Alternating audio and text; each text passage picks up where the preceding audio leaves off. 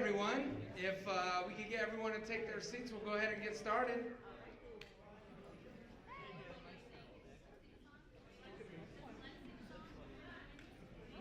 You can sing a song. Okay, you guys with me? Let's. I feel like we need some energy. Let's stand up. We'll get a little song going. Be right over your shoulder. Sometimes I feel that I could fight an army with just me and you, and there's no one could harm me. Oh, but sometimes I can feel a little shy. I need to know that you are there. That's why I'm singing, be with me, Lord, when I'm down. Be with me, Lord. When I'm lonely. Be with me, Lord. When I'm tired. Be with me, be with me, be with me, Lord, when I'm down. Be with me, Lord. When I'm lonely. Be with me, Lord. When I'm tired. Be with me, be my only God. I know you said that I would not be tested more than I could bear, and that you had my best, and with everything that ever comes my way, I know you're in control, so hear me as I pray. I'm singing, be with me, Lord, when I'm down. Be with me, Lord, when I'm lonely. Be with me, Lord, when I'm tired. Be with me, be with me, be with me, Lord, when I'm down. Be with me, Lord, when I'm lonely. Be with me, Lord, when I'm tired. Be with me, be my only. Be with me, Lord, when I'm down. Be with me, Lord, when I'm lonely. Be with me, Lord, when I'm tired. Be with me, be with me, be with me, Lord, when I'm down. Be with me, Lord, when I'm lonely. Be with me, Lord, when I'm tired. Be with me, be my only God. All right, you guys are awesome. Have a seat.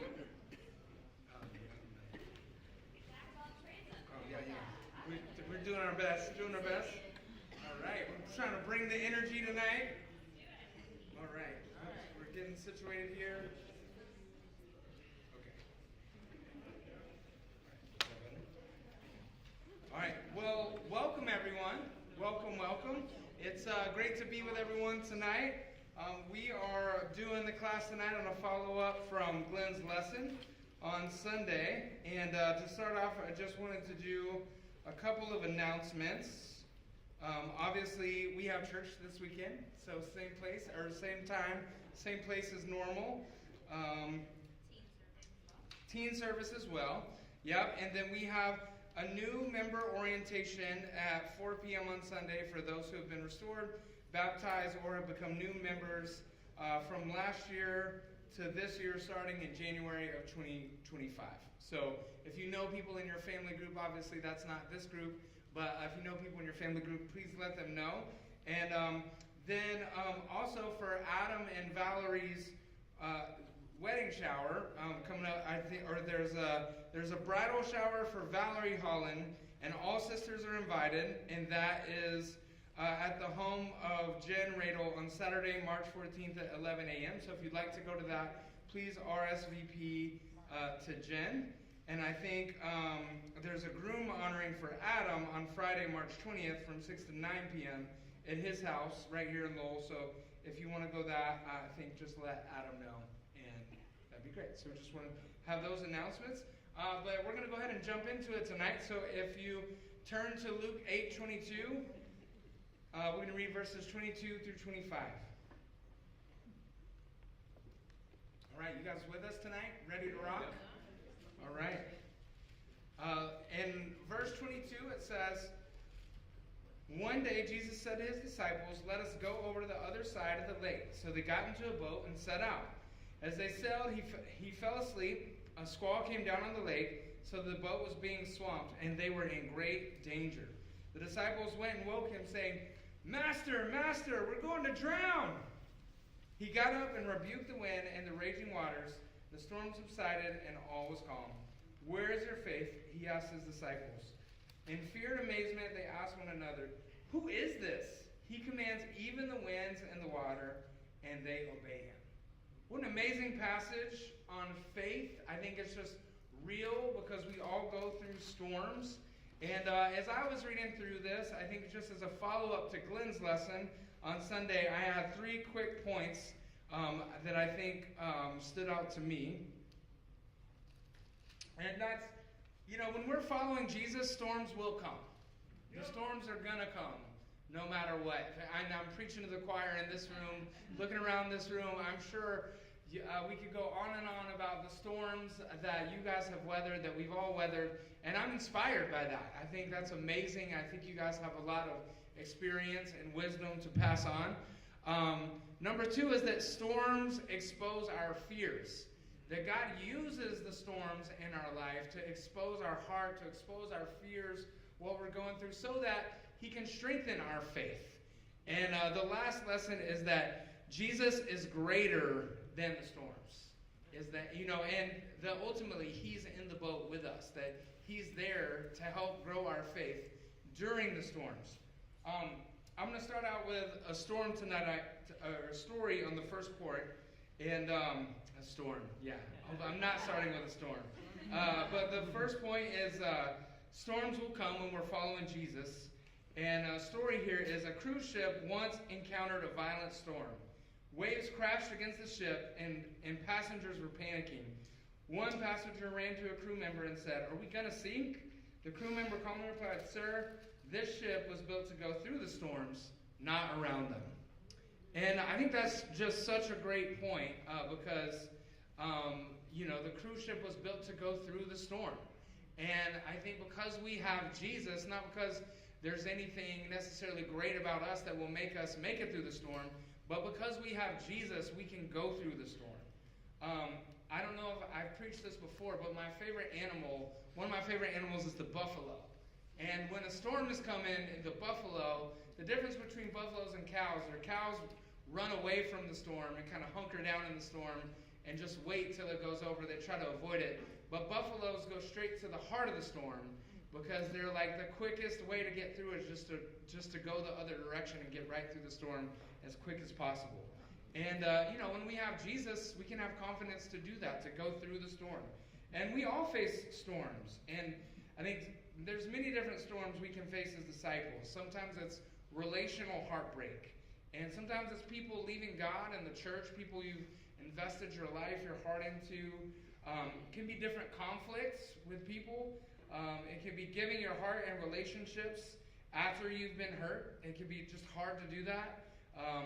Personal loss, health challenges, parenting struggles with our children's health or faith, job loss, financial hardship, unanswered prayers, hope deferred, and the list goes on to all the different storms that we can face. And anyone who's been a disciple for any bit of time has had some storms to weather. Just like I said, looking around this room, I'm so inspired by just so many of the examples that of you guys just faithfully going through different storms and persevering in your faith. And John 16:33 tells us that in this world we will have trouble, but to take heart that Jesus has overcome the world. And even though I know this scripture is ingrained into me, I know this mentally, it's kind of like every time I see a storm coming, it's like I have amnesia. Because it's like, or at least emotionally I feel like, oh God, another storm, why me? Why did you pick me to go through the storm? And, and even though I know that we're going to go through storms, it's like, oh man, do I really have to go through this every time? And, but I think some of the scriptures that I go back to are 1 Corinthians 10:13, where God says that He's not going to let us go through anything beyond what we can bear. And in Hebrews 12, where it talks about to endure hardship as discipline, and God disciplines those He loves. So when we go through hardships, we know that God is with us. He loves us. He's maturing us. He's preparing us. And He's there for us. And if we're going through something hard, it really means that God believes in us. And He believes that we can make it through. And then we can also pass that on to others. And the second point is that storms expose our fears. Another story is a dad was teaching his son to swim. The boy clung tightly to the side of the pool, yelling, "I'm drowning, I'm drowning." The dad said, "Son, your feet are on the bottom." The boy looked down and realized the water was only waist deep. And I think this story is great because sometimes our fears are just irrational. They don't make sense. To us they might make sense, but to other people they may not. But in the moment, all we can kind of see is our fear. and our fear can be greater than our faith, and we can think, oh my gosh, I'm going to die because of this fear. For those of you who know me, or if you don't know me, I have an irrational fear, and it's the fear of snakes. And you can say, well, like, oh yeah, some people are afraid of snakes. But no, like, I can see a snake on a screen and get freaked out. It's like I kind of have to change the channel on National Geographic because I'm so afraid. Like, if I saw a snake right now, I'd be done. If somebody walked in with a snake, I'd be like, you guys are handling Midweek on your own. I'm out. There's no way. Like, even nice snakes. Not like, oh, it's a yeah. Like, no, it's a rosy boa. No, can't do it. No, I'm out of here. But, and it doesn't make sense. I don't even know where that comes from or how it got there. But I just know that when I see a snake, it can just paralyze me. And, and that's what our fear can do to us. In the Mark version of the scripture, Jesus asked his disciples, what are you afraid of? And sometimes our fears take over in the midst of our storms. And the storm that we're in becomes bigger than our God. And I think we have to be mindful of that. And so we wanted to share a little bit about tonight just some of the fears or storms that we've been through recently and how God has kind of used that for us. But, I think a recent kind of storm that we've had to go through was even when we were moving here. I won't go into all the details, but we were leading a church in New Hampshire, and we came into a conflict with leadership where it was just, in both sides, we just disagreed. And we came to the decision that we were going to have to leave. And that was really hard for us. And we worked really hard. We were trying to work it out. And it was just kind of, man, I can't believe that we're going through this when we got there. Because when we had interviewed, it felt like the stars aligned for us to go there. Like, it was so clear that God wanted us to go. And it really took a lot for us to go because our whole support system was in Colorado. We had become Christians there. We had been there for over a decade. We were set up in the ministry. And we have, at the time, we only had one parent left. So we've lost our parents kind of young. So our whole family is really the church. And it was specifically the church in Colorado. And so we felt like, man, we were leaving everything to go and to lead this church. And we had all these hopes and dreams about what God was going to do. We're going to grow this church. It's going to be amazing. We're going to be here forever. And it's just going to be awesome. And, and that honestly just didn't happen. And, and I think some of the fears and the feelings. And, yeah. I'm getting to that. I love you guys, okay? Bear with me. We're going to get there. But I think some of the fears and feelings I felt in the moment was that, like, when I was talking with God, it was just like, come on, God, we left everything to come here, and this is how you're going to let it in? Like, we have to move again? We felt so sure that this was that this was your plan. We had left everything. What else could we give up to come?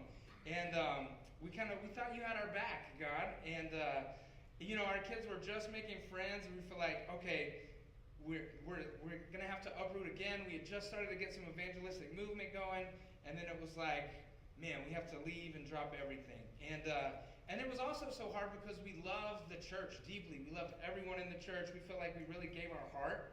And it was just so hard to have to leave the people that you feel like you've invested in so much. And we didn't want to lose those friendships or those people, and we wanted to be there for them. And I think, lastly, a fear that I wrestled with or feeling was that I felt like I had failed as a church leader. As a church leader, I felt that it was my fault. And ultimately, I knew that I was standing up for what I believed in, but I couldn't help but feel all the what-ifs. Like, okay, what if, gosh, JJ, if you would have just gotten more advice, or if you would have been more on top of things, or if you would have asked more questions or gotten more help, you could have avoided all this. I felt like Satan really attacked me and just what I felt as my competence as a church leader and all of that. And so I think that was a really hard storm that we had to go through, and Trent's going to share a little bit too. Yeah, so I had, shared that storm with him, and on top of that, I think what was really hardest for me was when we moved and transitioned here.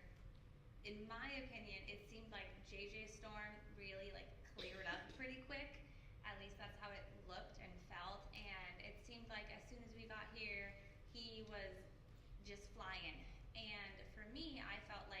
we had had the hardship for the year, and also we had just had Quinn, our fourth baby, so we're juggling that, and my mom was really sick, so we're taking care of her. And then this move was, we've lived in 4 different houses in Bubba's life, and he's only 5, so we've had like a lot of moves recently, but this one was the hardest. And I think I thought, well, we're only moving 30 minutes, and I just downsized, so it can't be. And for some reason, it was just so hard, and it just crushed me. And then getting here, I was also transitioning on some medication for my depression, and that was not good. And then my mom went on life support in March, and I didn't think she was coming off, so just grieving her in that time. And then she made it through, and that was amazing, but it still takes quite a toll when you don't think they're likely going to make it.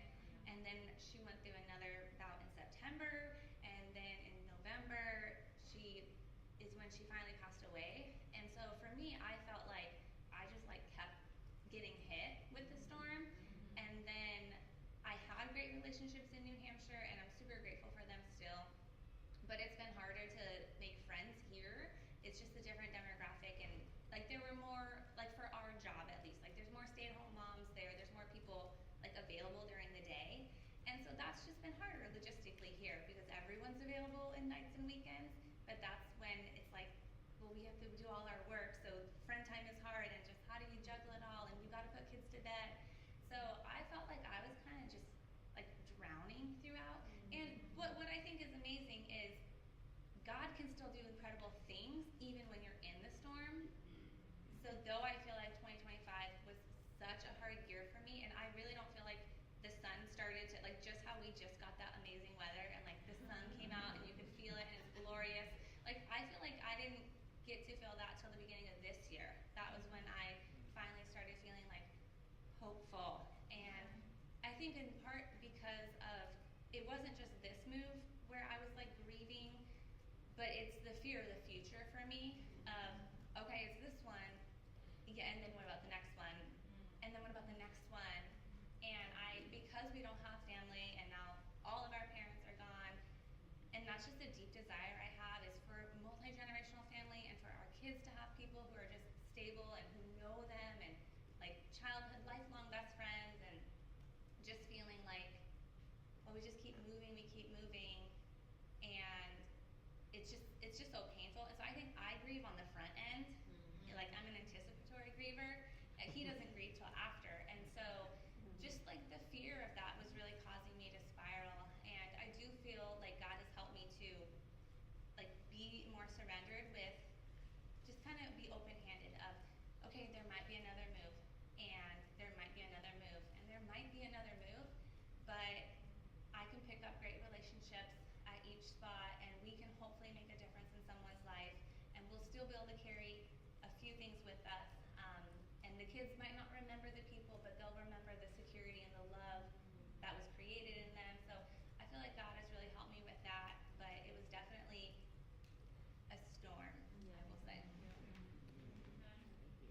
And now to the bright side. Yes, God did bring us here, and we're very grateful for that. And you know, in the storm, you don't know what God is doing, but I do feel so grateful for the last year and the relationships that I've been able to make, and to see what God has done in our pros ministry, and He's totally moving in great ways. And I think, you know, being here just for us spiritually, being with the Petruzzi's, being with the different people on staff, it really has been a healing place. It's been like the perfect place for us to be. And so we're so grateful to be here. But I think some things that really helped us through were remembering God's promises. I just remember during that whole time, I was like, okay, Romans 8:28, God works for the good of those who love Him. God, I love you. And I feel like every day I was just out in my neighborhood on a prayer walk. Prayer walks is how I really connect with God, I think. And so I just felt like I spent so much time just walking and praying and like, okay, God, get me through this. And honestly, I feel like so grateful for the relationships in my life all throughout being a Christian. But I do think there's times where I've leaned on relationships more than others. And I think that was a time where I feel like I was on the phone with somebody every day or multiple times a day. And so it was just friends here. I had Glenn. I had people on staff in the ministry. We had the Campbells in the metro region that we had known before. We were great friends. I had my mentors, Chester, and we had friends in Colorado. We had my best friend who leads a church in Albuquerque. So I felt like I had a network of protection that I think I really needed to lean on. I think when we're in the storms, we need our relationships. We need to be there with others. And I think those are some of the things that helped us through that. And I think the most important part is, oh yeah, go ahead. I just wanted to say that, so that was JJ's, what helped him, because he was the buffalo, and I was more like the cow. And so I will say that it was definitely more of a hunker down for me, and I feel like I was just clinging, like kind of the side of the boat, and this is why it's so important to choose a great spouse. I do feel like I was able to kind of like hook my boat and just be like tugged along by JJ a bit, and he navigated a lot of the like heavy issues that we were facing, but I was kind of just like seasick, hanging on the side, going through the storm. But I also think that's okay, because sometimes things take longer, and for me it was, I did have a good support system and people to cry with and grieve with and go through all of that with, but also it was really a year of just focusing on the internal and seeking counseling and different books of like, how do I dig into like the real, like the deep gump, like the subconscious thought patterns we have, and like the belief systems that don't line up with the scriptures. And so I feel like I've really been fighting for the year to have the transformation on the inside, and for God to just really praying for breakthroughs and miracles, and to be able to see things in me healed, and really trying to believe that when God says salvation, it doesn't just mean eternal salvation, but the word, it means to be made whole, to be healed. Yes, saved, but he wants us to be whole spiritually, physically, emotionally, relationally. If any one of those is not in a line, if there's a deviation, and that's not who God created us to be. And so I feel like really fighting for that, and I'm still on that journey, but I feel like that's really made a difference to be able to get me to where we are right now. Well, the most important part with us is that Jesus is with us in the boat, and that Jesus is greater than the storms that we go through.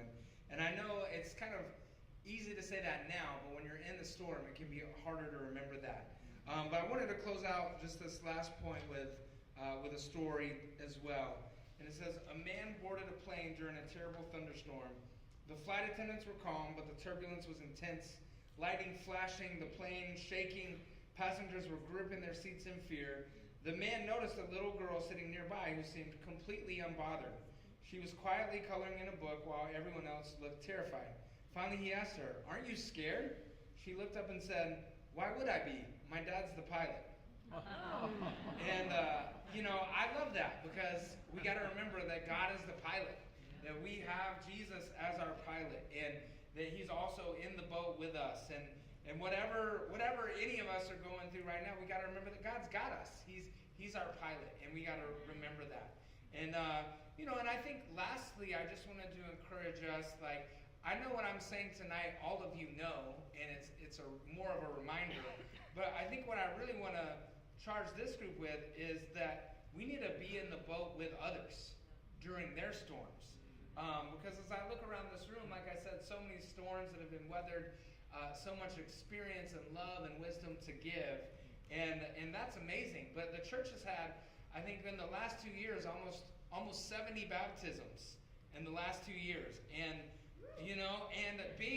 trying to be pretty involved in people's lives in the professionals ministry and helping out with the campus, we know that there are tons of storms going on in people's lives. And, and the younger Christians, or maybe even people that have been around in your family groups, like, they might have a harder time at learning this lesson and knowing that Jesus is in the boat with us. So they need you. People outside of this room, they need everybody in this room. And so I just want to encourage everyone in this room that we need to be in the boat with other people during their storms. And some of the tips just that have helped us over the years and that we try to do with others is well, I think first of all, we kind of have to look for the people going through the storms. Like we have to know people to know when they're going in the storm. So we have to be involved in people's lives, or maybe put ourselves out there, like with introduce yourself to some of the younger Christians or people in different family groups so that you can be a resource for them. I think Rob Buskey is incredible at that. You know, there's so many people in this room, but just being there for other people. But, you know, obviously listening. Just getting with people and say, hey, what are you going through, right? James 1:19 where it says, be quick to listen. I think also praying with someone regularly. I know that people in this room do that, but man, what a powerful thing to think that if we had prayer partners, if we're praying with someone every week, and I know that many of you probably do, but there's also probably many people in the church that don't have that don't have somebody praying with them regularly. And think how powerful would it be that if every member of this church, we were all praying with someone together every week. Like, man, what difference would that make? What would that do to our faith? What would that do to our walks with God? I think also being available for others and just being consistent with people. I think, man, when you have a consistent place to go to, I think it just brings so much security. 1 Thessalonians 5:11 says, therefore encourage one another and build each other up, just in fact you are doing. And so I know that many people in this room are encouraging others, but there's so many people that, man, we just need encouragement all the time to help make it through our storms. And lastly, I think we just always got to point people back to Jesus and the Word. And so, and even when we're being there for people, that's a great place that we can share scriptures with them. We can have, we can be truthful as well. It's not just all encouragement all the time, that we do need to be honest with people and point out what we see and help them. But we do need to do that in the spirit of love. And in Lamentations 3:40 it says, let us examine our ways and test them, and let us return to the Lord. And I think that's so good about just like, hey, we're all having storms that we go through, or maybe we have ways or times that we get off path a little bit, but we all have to return to the Lord, and we need people to help us return to the Lord together. And, so as I was just thinking about being in the boat with Jesus, these are some of the things that we thought about tonight that have helped us over the years. But maybe we'll close out in some discussion questions. We have about 25 minutes left, and so the discussion questions that we're going to have are... Oh, wait. I'm sorry. Okay. What storms are you going through currently, and what fears or feelings are the storms revealing in your life? And what resonates with you about helping others through their storms? Is there someone that you can reach out to be in their boat with them? So at this time, we'll go ahead and break up. We can break up in groups and go through those discussion questions, and then we can be dismissed after that. So thank you, guys.